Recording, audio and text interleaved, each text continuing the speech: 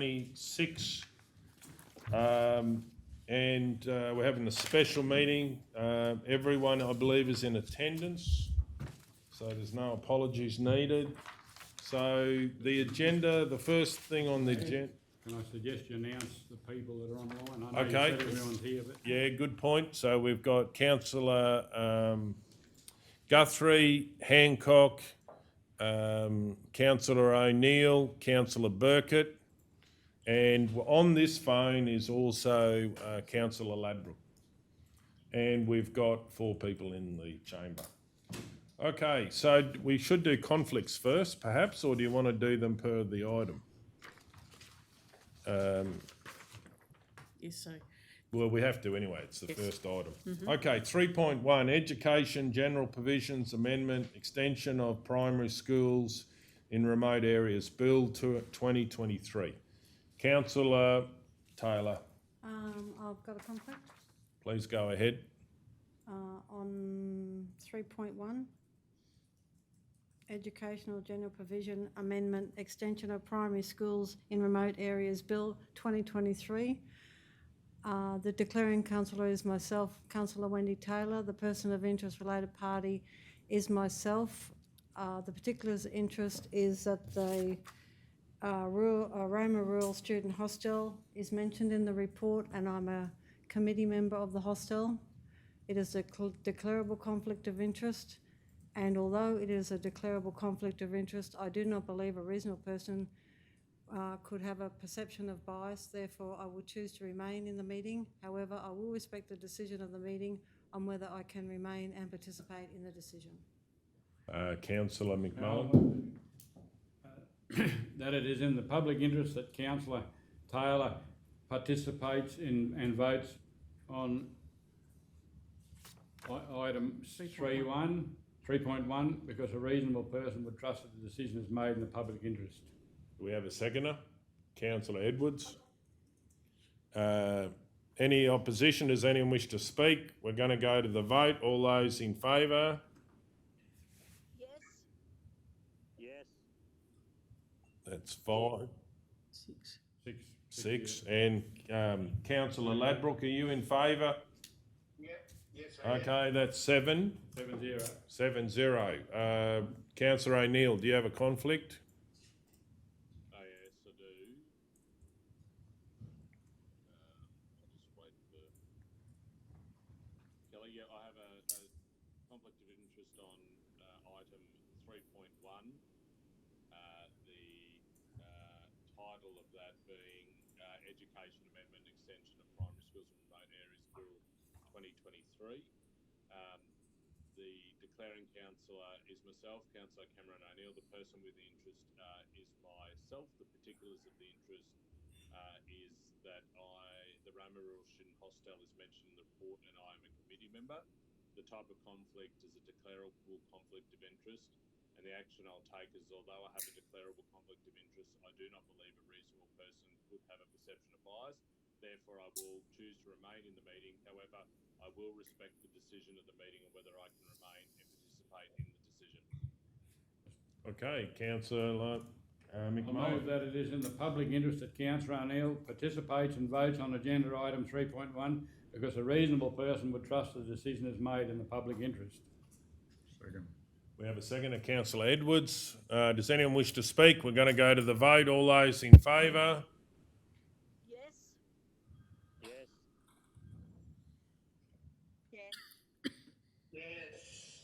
Yes, Councillor Ladbroke, yes. Okay, thank you, Councillor Ladbroke.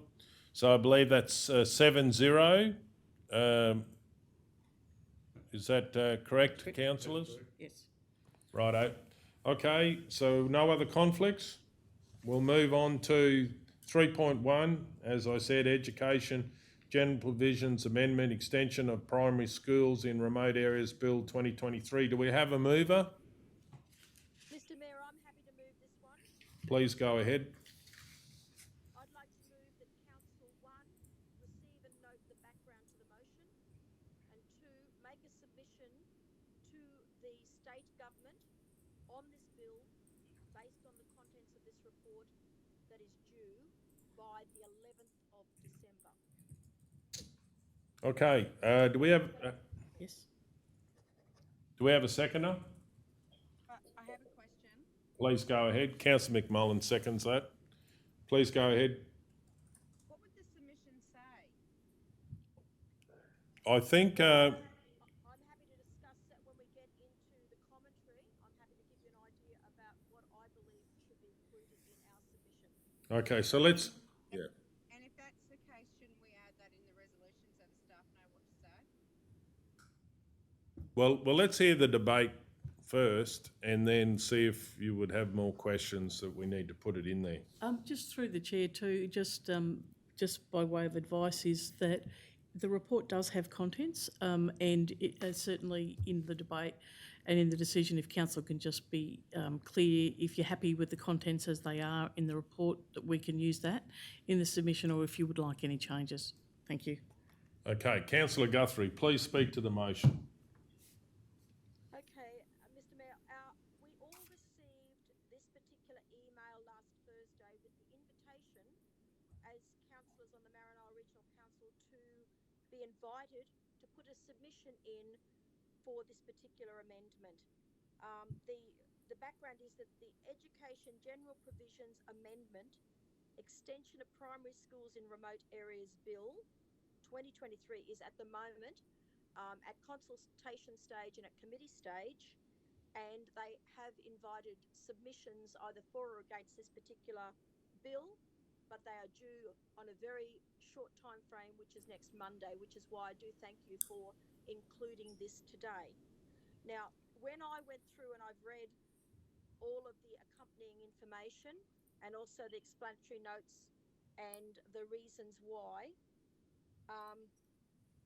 I think there's a couple of things to mention. One is that the proposal is based on two contexts, two schools, two locations in Queensland, one of which is Julia Creek and the other is Thargomindah, where historically a three-way partnership has been established with the School of Distance Ed offering the curriculum, a base school, which is a primary school in a rural and remote location, becoming the setting, and their respective local government councils providing the money to fund the process and the wages attached.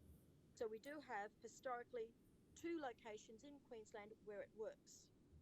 Now, I'll be upfront and say that I've already written a submission in as an individual, and my submission against this particular bill is based on pedagogical framework, quality of educational offerings, the perceived problems attached with this from a practical point of view with regard to quality student learning. So I'm going to be really upfront and say I've already put one in. But there's a range of other issues that I believe, and I won't address them here, are things like industrial relations, human relation considerations, some of the problems attached with being co-enrolled with two educational settings. There's a whole range of issues, but I think the two that us as a local government need to consider is one, the financial implications, and the other is the effect on arrangements that we have in the Maranoa Regional Council, and I'm talking here specific Roma Rural Student Hostel that has been established to cater for and extend educational offerings in our local area.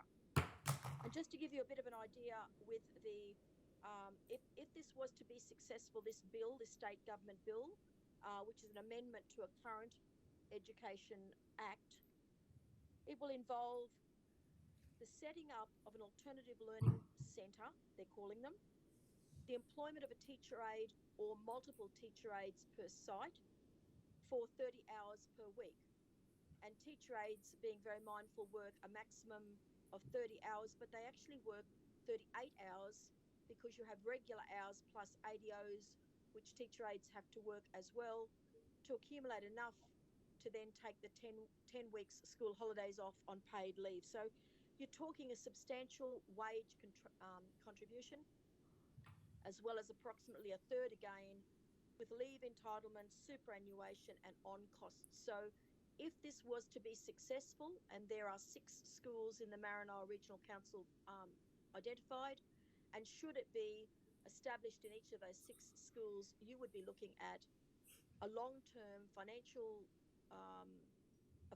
cost attached to the employment and the cost of running these learning centres in these what were previously called Band 5 schools. So you're talking single teaching principal sites that the proposal is to then offer students enrolling through School of Distance Ed to do years 7 to 10 on these sites and be supervised by teacher aid, a teacher aide or multiple teacher aides in their learning option. So I think that's something that as a council we need to consider whether or not we're willing to, on a short and or long-term basis, commit to and be willing to be party to a three-way process where we are funding a teacher aide wage in a proposed learning site. And that is one of the biggest concerns, I think, as a local councillor or local government councillor.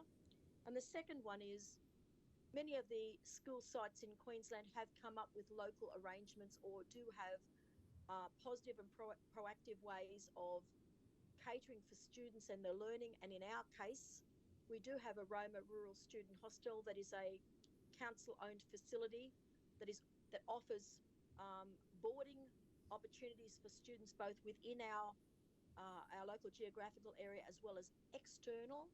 Should this extension to primary schools in remote areas be adopted at the state government level, you may well find that students who are the cohort that go to the Roma Student Hostel may choose to undertake placement at their local primary school rather than actually accepting the opportunity to board in a student hostel setting.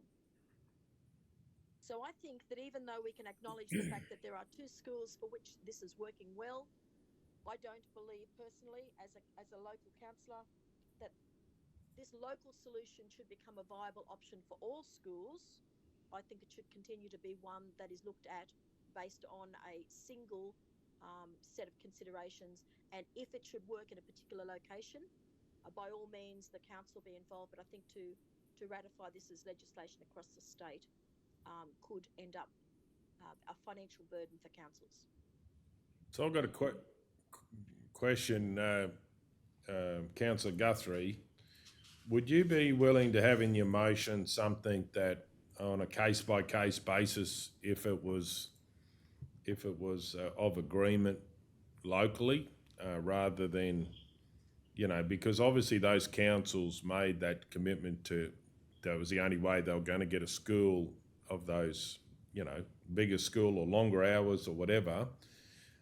So is there something rather than sort of killing it that it should be on a case-by-case basis, and it should be when it's got support from, the community and council or whatever? Because, if this bill goes forward, what are we automatically, council, going to be charged for this? Or is it, or really what we're worried about is, those schools worked, I think, because there was local drive from, the council and the mayor about it.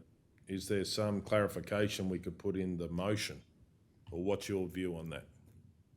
Okay, my view is based on the explanatory notes that were attached to the information we got last week.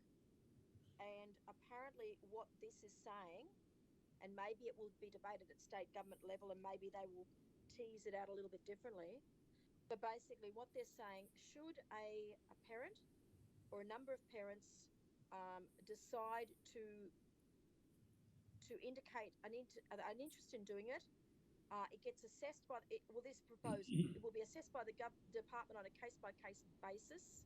The bill will then compel this process and require that the assessment take place with a view to facilitating the request or otherwise providing a learning facility alternative.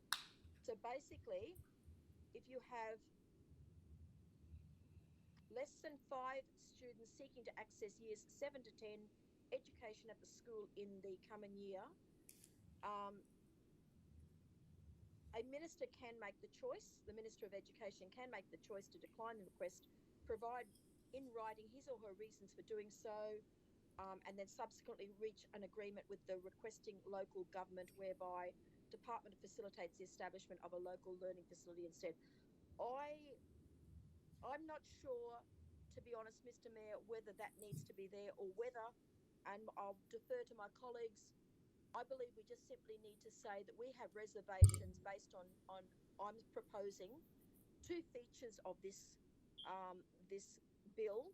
And as I said, one is the expectation or the, if it gets endorsed, the commitment that the local government area provides the cost of running the local learning area as per the model that's been used in both Thargomindah and Julia Creek. And the other aspect, as I said, is the unintended consequence or the potential impact on the Roma Rural Student Hostel. So are you happy that if this goes forward, what you've moved, that the background and the challenges will be sent off as part of the submission? Is that correct? I'm very optimistic that there will be people who will be submitting um, either for or against. I am concerned that there's a very short time frame, as I said, Monday next week. But I do think as long as we're indicating from a local government area our concerns from a council point of view or potential concerns, that will then make its way into the consultation process. But it's based on the background and the challenges in this report. Is that correct? That is correct. Righto. Through Council. In the explanatory notes that are given attached to this particular bill. Yep. So just through the chair, though, you make two comments there that may not be as heavily emphasised in this particular, in the contents in the report, that are clearly saying the two key features that you want to include in this content would be financial implications for local government and expectations about commitments to future wages or future financial contribution, and to the unintended impact of on the regional rural hostel already located, the Roma Rural Student Hostel located in the Maranoa. Councillor McMullen. Mr Mayor, through you just to Councillor Guthrie, when we were at the presentation night in Injune the other night, they made the announcement there was one, I think two, at least two anyway, students that have finished grade 6 this year, but however will continue to do the rest of schooling in Injune at the school via Distant ed. distant ed. Is that, Yeah. is that what we're talking about here, or are they talking about putting permanent teachers there to do that? There's no, without going into, I'm happy to answer that, Councillor McMullen, and I don't want to then bog you down in too much theory. I will say there is nothing at this particular point stopping a principal allowing a student to undertake school or distance ed learning as long as they're in the right years or the right cohort. For example, when I was principal at Injune a couple of years ago, one of the students wanted to study French. We didn't offer French. That student, I gave permission for that student to do French through school or distance ed, and then they had a pro rata. You can only be enrolled at one school at any given time.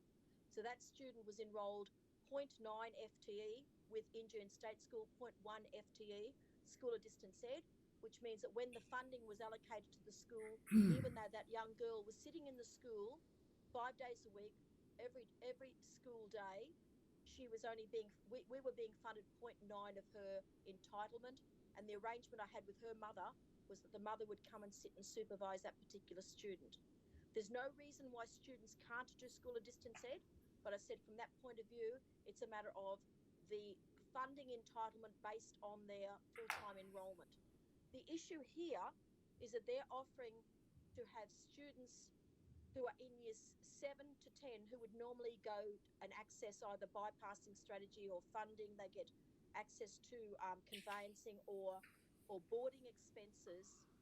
If a number of parents selected to have this particular learning set up at a school like Mount East, and I'll use that as an example, that would mean that the children, it would start to call into question those who wanted to go to Injune, which is 22 kilometres up the road.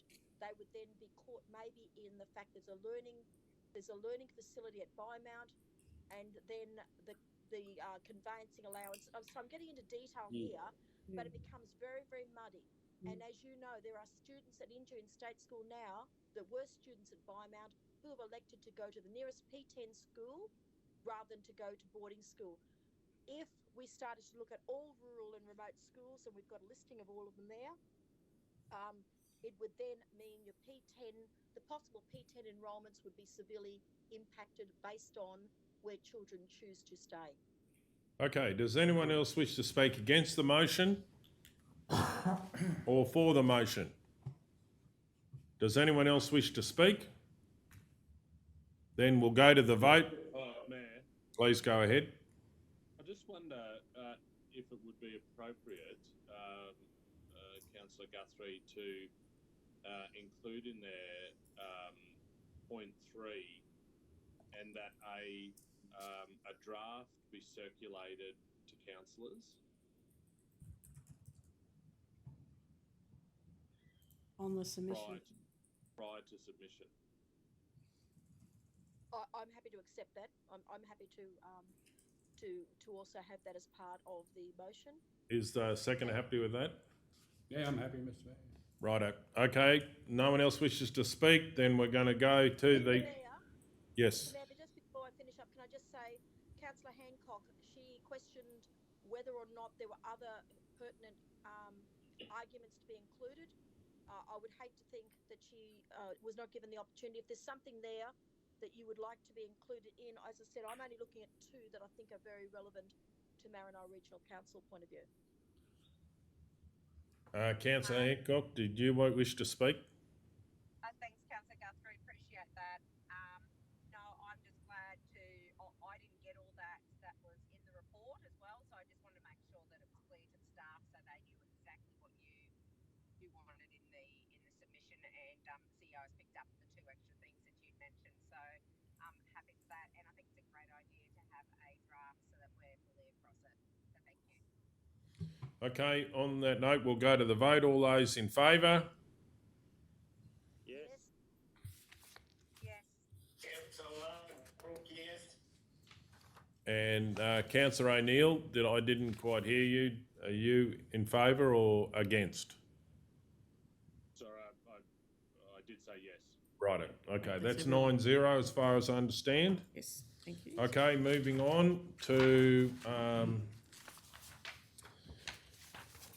4.1 childcare bursaries. I'd like to move that Council, 1, acknowledge the support from Origin APLNG has received verbally in relation to the use of worker transition funds.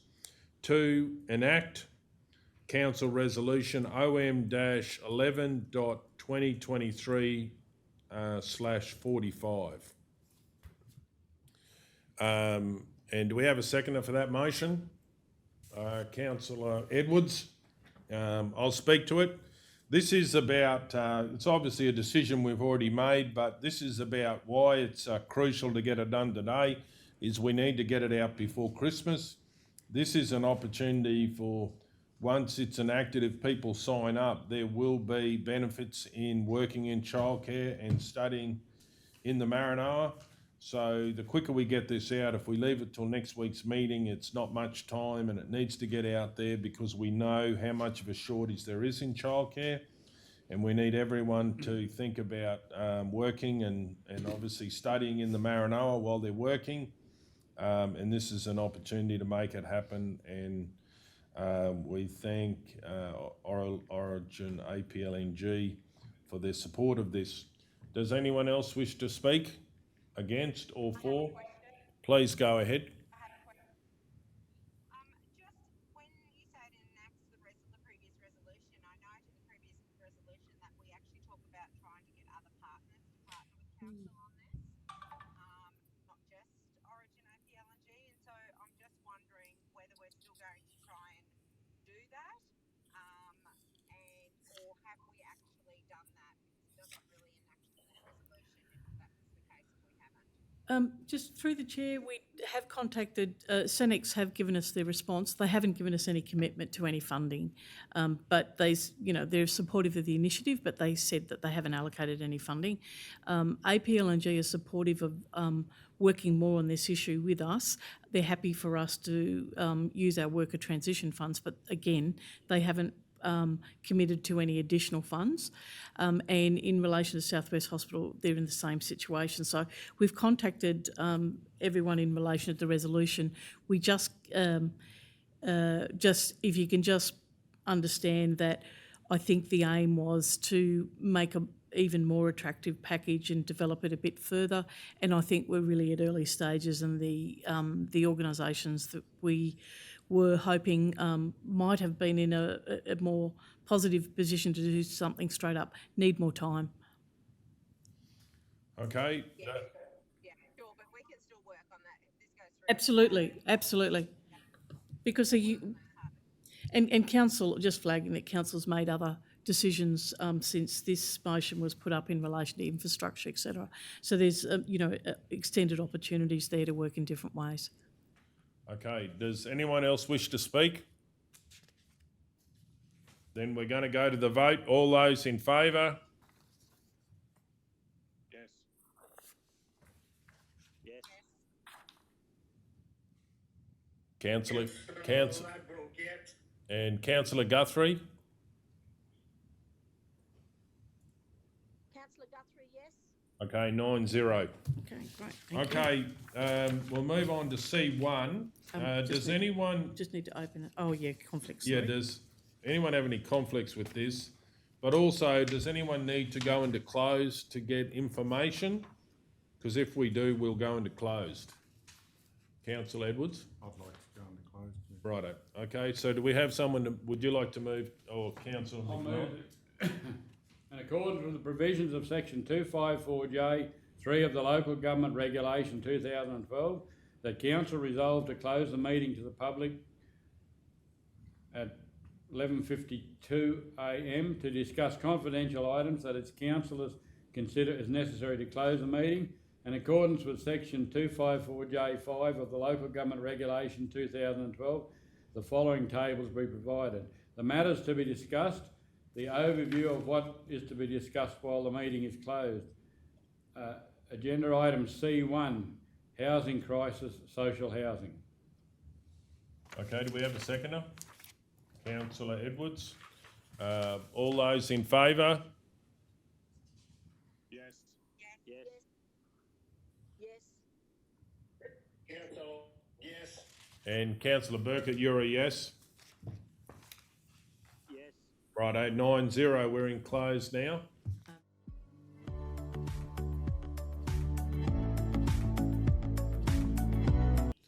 Okay, C1, housing crisis, social housing. I'd like to move that Council 1 acknowledge the social housing tenancy decision is made by the Department of Housing. 2, endorse the supply of the current property at 9 Byte Street, Roma, if the Department of Housing accepts this on an as-is basis due to the current housing crisis. Do we have a seconder?